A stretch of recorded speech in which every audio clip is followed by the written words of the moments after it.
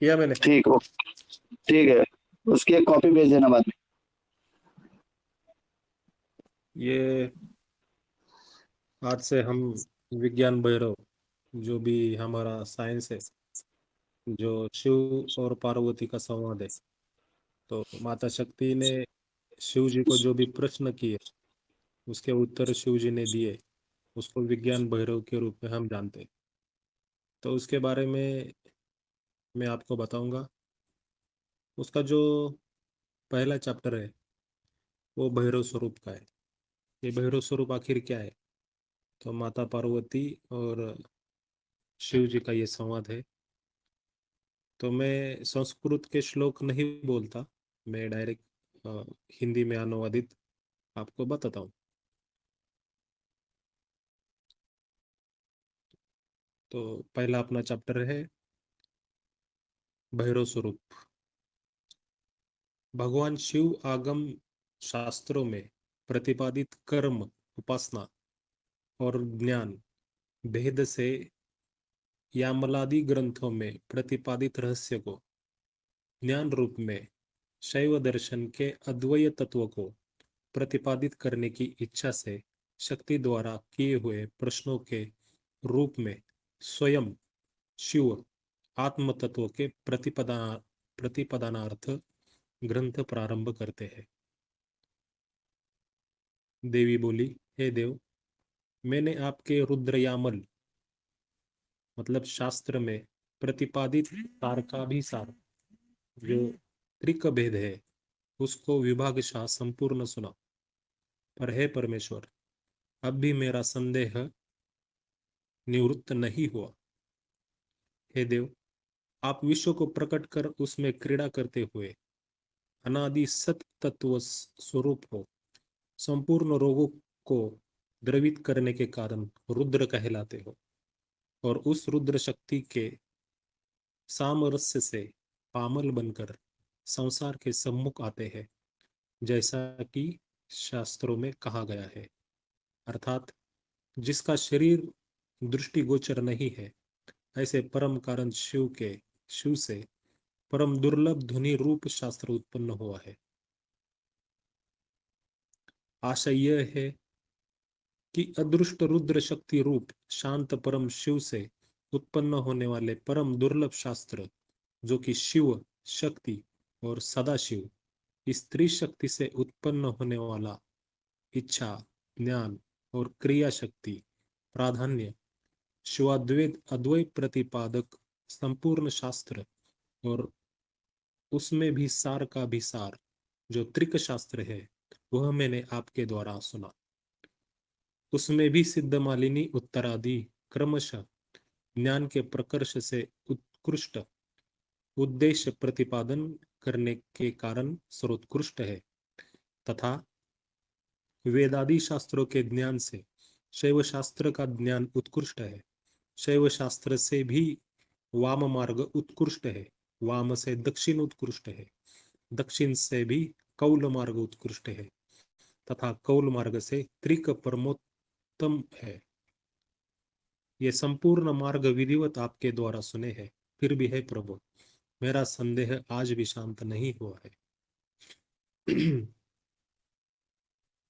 हे भगवान, यह वास्तविक स्वरूप किस प्रकार का है, यह तत्व समझाइए।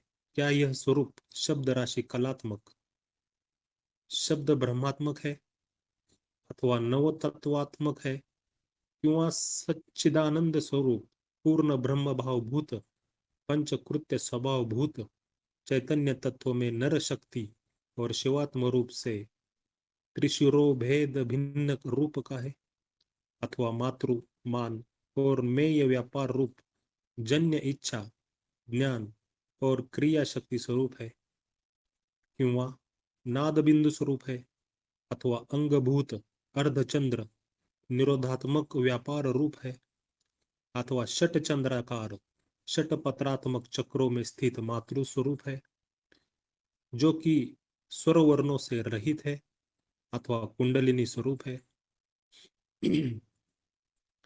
संसार रचना में प्रवृत्त भैरव को तत्व दृष्टि से समझने पर विचार करें तो क्या यह सृष्टि आकार से लेकर क्षकार तथा वर्णमाला रूप है, जो कि सर्वोत्कृष्ट आनंद की इच्छा विमर्श शक्ति के द्वारा सारे संसार को अपने भीतर समाहित करती हुई वर्णमाला के रूप में प्रकट होती है तथा विमर्श शक्ति के नाम से कही जाती है, अथवा प्रकृति से लेकर शिव पर्यंत विचार युक्ति के द्वारा षडध्व तथा त्रिशरो भेद त्रिशिर तंत्र के अनुसार मनुष्य, शक्ति और शिव ये त्रितात्मक है, जिसने कि संसार को अपने भीतर सम्मोहित कर लिया है, भीतर समाहित कर लिया है, अथवा माता, मान और मैं ये रूप में व्यापार त्रयात्मक है किंवा इच्छा, ज्ञान और क्रियात्मक है, व नाद बिंदु में शिव शक्त्यात्मक शब्द प्रत्यय स्वरूप ज्ञान, क्रिया और आत्मा रूप है, अथवा ओंकार के अंग अकार, उकार, मकार अथवा नाद बिंदु तथा निरोध शक्ति अर्धचंद्राकार रूप है, किंवा षटचक्र के पत्रों में स्थित क, ख, ग, घ इत्यादि स्वर वर्ण रहित मात्रिका वर्ण स्वरूप है, किंवा शक्ति स्वरूप ही यह संसार है, जिसको समना कहते हैं,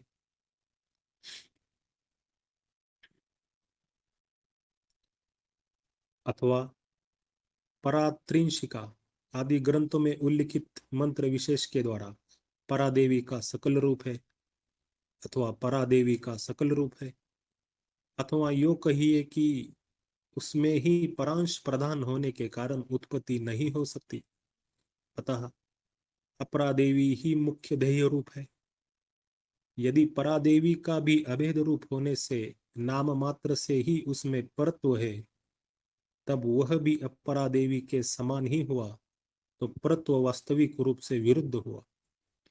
वर्ण भेद अथवा देह भेद मात्र से यह भेद नहीं हो सकता, क्योंकि यदि ऐसा भेद स्वीकार किया जाए तो निष्फल होने से परत्व और सकल होने से अपरत्व हो जाएगा। हे प्रभु, कृपा करके मेरे इस संदेह का निराकरण कीजिए। वर्णों का स्वर व्यंजन युक्त उच्चारण करने योग्य जो रूप है वह पराशक्ति कहलाती है, जैसे ओम नमः श्री विद्या पादुकाभ्यः, यह अपराशक्ति का रूप हुआ। वही पृथक पृथक उच्चारण करने पर परापरा रूप हो जाएगा। क, ख, ग, घ इत्यादि स्वर रहित व्यंजन पराशक्ति का रूप है, और वे ही स्वर रहित ओम नमः इति अपरा का रूप है, क्योंकि स्वतंत्र शक्ति ही परा रूप है, और यदि वह क्रम पूर्वक सृष्टि रचना की इच्छा करती है तो अपरा रूप है, और जब क्रम में रख दी जाती है तो परापरा का रूप हो जाती है, जैसा कि तंत्रालोक में कहा गया है।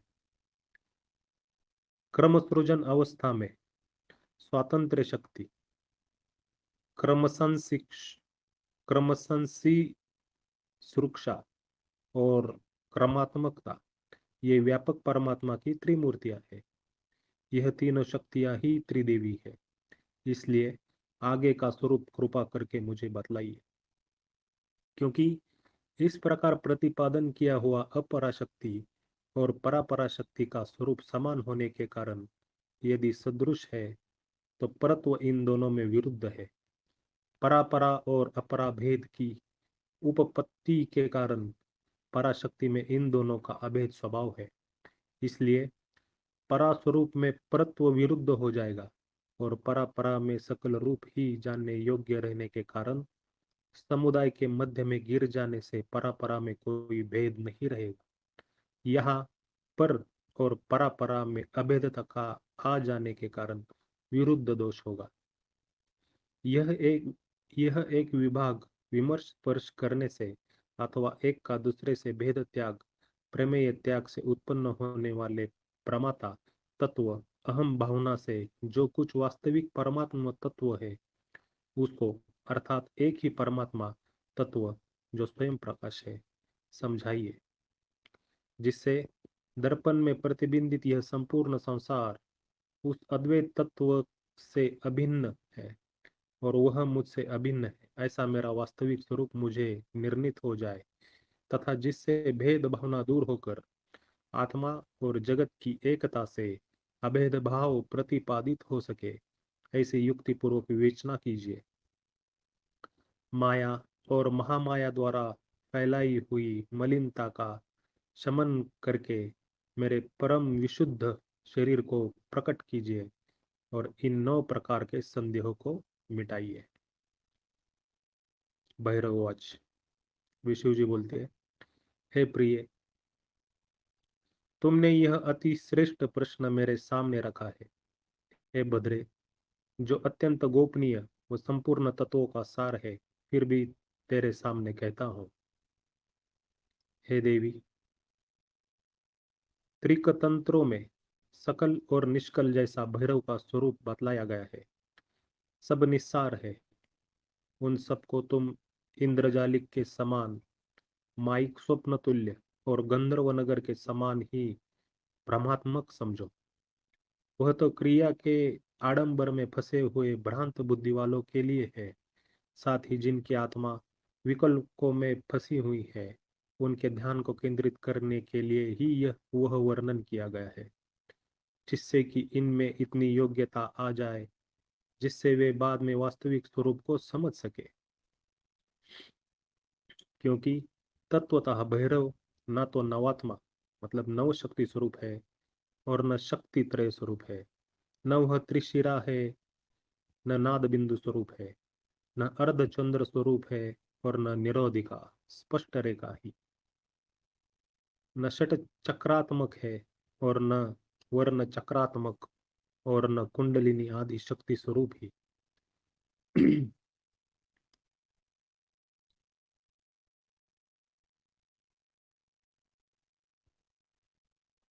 हे प्रभु, जब आप उस भैरव के स्वरूप को अवर्णनीय बतला रहे हैं, तो तंत्र शास्त्रों में जहां तहां उसका वर्णन क्यों किया गया है? मैंने तंत्रांतरों में उसके स्वरूप को पढ़कर ही प्रश्न किया था। इस शंका का उत्तर देते हुए भैरव पुनः कहते हैं, ना समझ लोगों के लिए ये बच्चों का डराने जैसी बातें हैं। यह सब प्रवृत्ति के लिए माता के मोदक की तरह बतलाया जाता है। जैसे कि बालक का अवस्तु जैसे कि चंदा मामा को मांगना में अभिनिवेश झूठे डरों द्वारा दूर किया जाता है, उसी प्रकार सांसारिक कर्मों में लगे हुए लोगों का विषय के प्रति आग्रह डर दिखला कर दूर किया जाता है। और जैसे एक माता बच्चे को कड़वी औषध पिलाने के लिए बच्चे से कहती है, यह दवा पी ले, मैं लड्डू दूंगी। यह मिथ्या लड्डू भी जिस प्रकार हितकर औषध पिलाने की सत्प्रवृत्ति के लिए होता है, उसी प्रकार सिद्धि साधनों के प्रदर्शन द्वारा प्रभु की आराधना में व्यक्तियों को प्रवृत्त किया जाता है।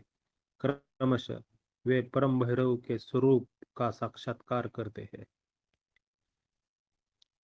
दिशा और काल के व्यापार से मुक्त, दूर या समीप के भेद से रहित, प्रतिपादन के अयोग्य, यह तत्वता अनिर्वचनीय है।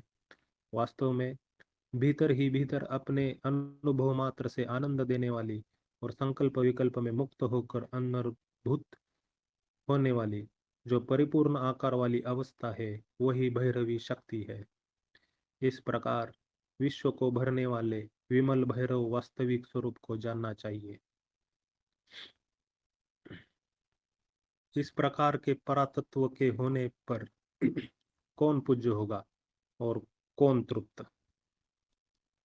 इस प्रकार भैरवी शक्ति के संबंध का प्रश्न शांत हो जाने पर असंदिग्ध हो गया है।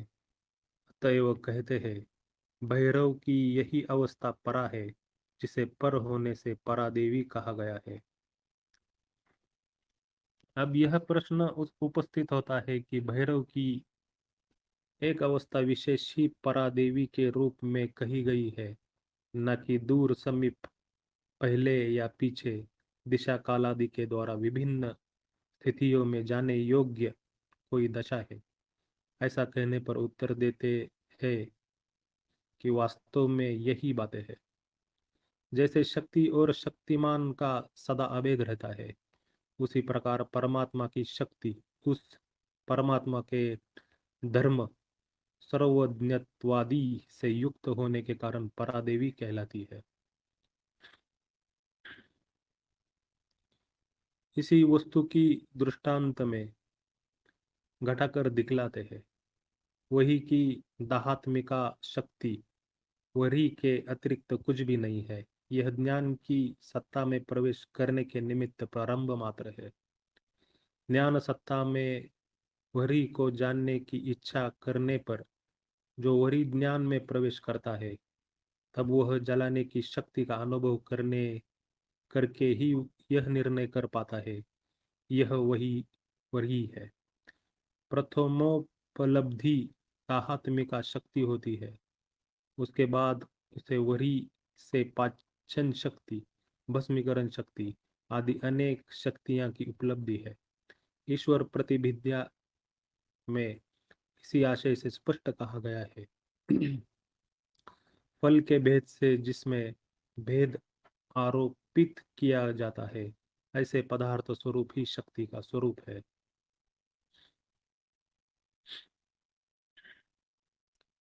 इसी की पुष्टि में दूसरा दृष्टांत प्रस्तुत है। इस शैव दर्शन में पराशक्ति रूप अवस्था में प्रवेश करता है तो आगे बतलाए हुए उपायों से जब अनुरूप का उपदेश प्राप्त कर लेता है, तब निर्विभाग भावना दृढ़ हो जाती है। तब उस बल को प्राप्त कर जीव शिव स्वरूप बन जाता है, क्योंकि शिव ही यह पराशक्ति शिव तत्व में प्रवेश करने का प्रधान द्वार है।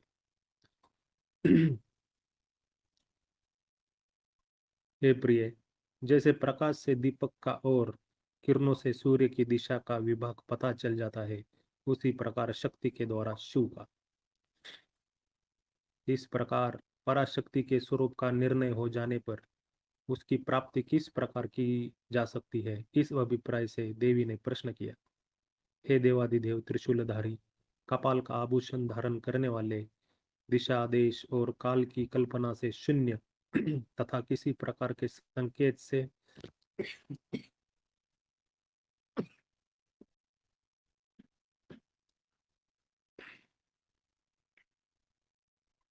नहीं बतलाने योग्य परिपूर्ण आकार वाली भैरव की अवस्था पराशक्ति कही जाती है, का किन उपायों से साक्षात्कार हो सकता है, जिससे कि वह मुझे ठीक प्रकार से समझ में आ जाए। भैरव, कृपा कर वह उपाय बतलाइए।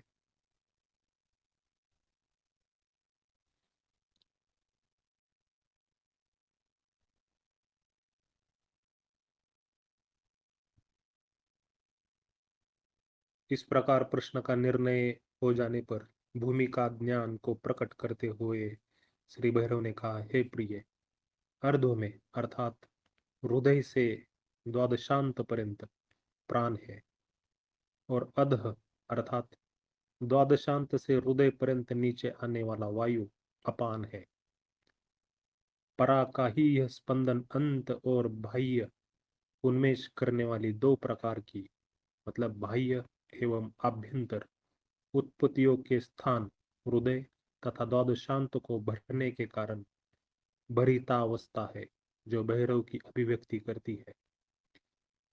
हृदय से द्वादशांत तक चलने वाला वायु प्राण कहा जाता है, और जो जीव द्वादशांत से हृदय पर्यंत चलता है वह अपान कहलाता है। यह प्राण और अपान की गमनागमन क्रिया परादेवी कहलाती है। वह नित्य श्वास प्रश्वास के द्वारा अक्षरोच्चारण करती हुई विद्यमान है। यह भीतर बाहर निर्गम प्रवेश रूप तथा प्राणापान से रहित केवल स्पंदोत्पत्ति मात्र जिसका स्वरूप है, वह पराशक्ति है। जैसा कि स्वच्छंद तंत्र में कहा गया है, प्राणः प्राणमय प्राणो विसर्ग पूर्णम प्रति, अर्थात प्राण प्राणमय है और अपान अपानमय है। यह प्राणमान का आगम निर्गम ही अपूर्ण कहलाता है। इसी को भगीर इसी को भरिता स्थिति या पराशक्ति के नाम से कहा गया है, क्योंकि प्राणापान की उत्पत्ति बाह्य अभ्यंतर उत्पादन से हृदय और बाह्य द्वादशांत में भरने के कारण ही भरिता कहलाती है, और नित्य उन्मिषित होने के कारण स्फुरन करती हुई भैरवी शक्ति भरिता स्थिति या भैरवता भी व्यक्ति के नाम से कही गई है। संपूर्ण इंद्रियों में विषयों का संचार करने वाला सूक्ष्म प्राण प्रवाह ऊर्ध्व कहलाता है, तथा जीव जिसने सर्व विषयों के भीतर प्रवेश पा लिया है, वह भीतर सूक्ष्म प्रवाह का संचार करता हुआ अपान के नाम से कहा गया है। वही भीतर प्रवेश करता हुआ सूक्ष्म अपान का संचार पराशक्ति कहलाता है। अतः ग्राह्य सूक्ष्म प्राण प्रवाह को ग्रहण करने वाला स्थान हृदय और ग्राहक उत्पत्ति स्थान को ग्रहण करने वाला द्वादशांत कहलाता है, तथा दोनों स्थानों में संचार करने वाला वायु उन्मेष या संघट्ट पद से प्रतिपादित किया जाता है। इस प्रकार प्राण और अपान को भरने के कारण ही भरिता शक्ति कहलाती है। प्राण और अपान उन्मेष और पद के नाम से कहे गए हैं। अतः समयवाचक वर्णों के भीतर अनुप्राणित होने वाला आकार अर्ध्व कहलाता है, और अंतिम वर्ण अर्थात सकार व शांत मातृकागत वर्ण समुदाय अधः कहलाता है। इस प्रकार अकार से सकार तक और सकार से अकार तक गमनागमनामिका मिका शक्ति जिसके अंत में हकार दिखलाया गया है, तथा जो कलनात्मा नाद रूप है, परा कहलाती है। वह मातृ का चक्र के क्रम में वाच्य और वाचक के अंतर्गत संपूर्ण जगत में संचार करती है, जो अपने तेज से भेदक पदों को दबाकर उन्मिषित होती है। इसलिए दोनों उत्पत्ति के स्थान अकार और हकार का विचार करने पर शिव और शक्ति का संगठन हृदय और द्वादशांत के भीतर जो निरंतर होता है, भरिता शक्ति या पराशक्ति कहलाती है, अथवा उत्कृष्ट होने के कारण और सारे संसार में प्राण शक्ति का संचार करने के कारण इच्छा ज्ञान और क्रिया का प्रसार अर्ध्व ऊर्ध्व कहलाता है, तथा विमर्श शक्ति के कारण निकृष्ट अर्थात इच्छा करने योग्य ज्ञेय रूप कार्यात्मा जीव है। वह सोम रूप होने के कारण संसार के प्राणियों की जीवित स्थिति का कारण है, वही अधः कहलाता है। इसी प्रकार शक्ति त्रयात्मा परा अपरा और परापरा के रूप में भगवान को तीनों शक्तियां ही भरिता कही जाती है। ये उत्कृष्ट होने के कारण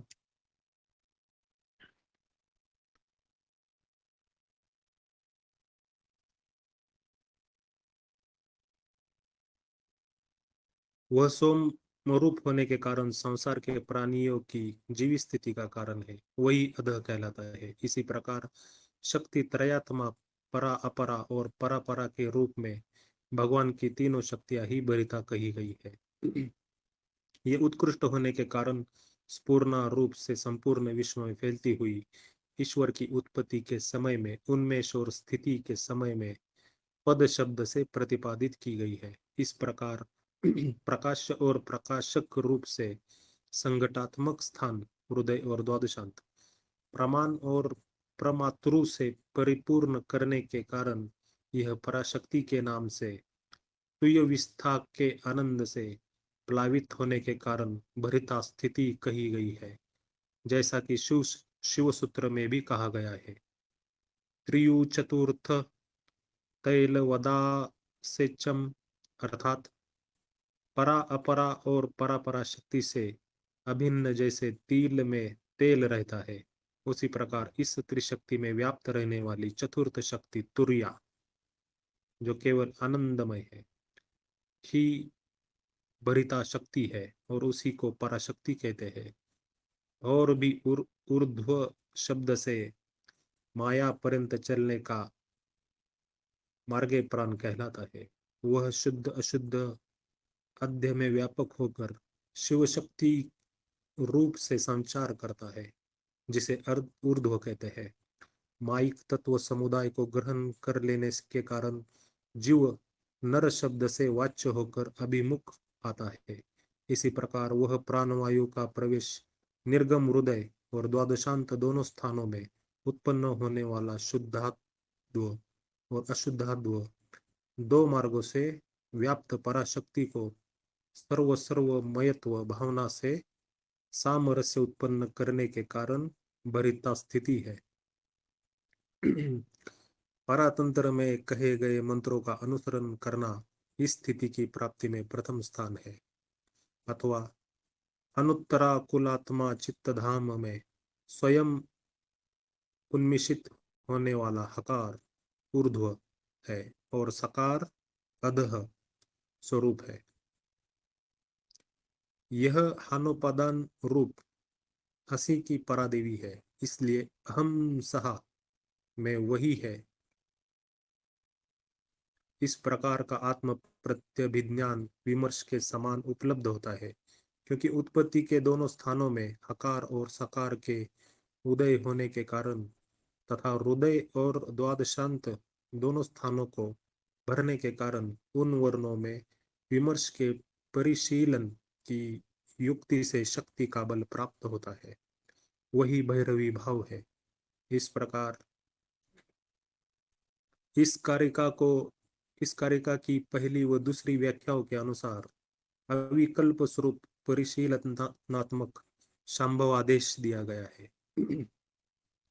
चौथी और पांचवी व्याख्याओं में संपूर्ण मैं हूँ ऐसा सर्वव्यापक भावनात्मक शुद्ध विकल्प विमर्श स्वरूप शाक्त भाव बतलाया गया है। तीसरी और छठी व्याख्याओं में वर्ण विमर्श प्रधान आनव मार्ग का निरूपण किया गया है। मालिनी विजय तंत्र में भी इसका विस्तार से वर्णन है। तो आज के लिए भैरव स्वरूप का इतना ही ठीक है। तो आगे के टाइमिंग में आगे के चैप्टर में उसको आगे का कवर कर लेंगे।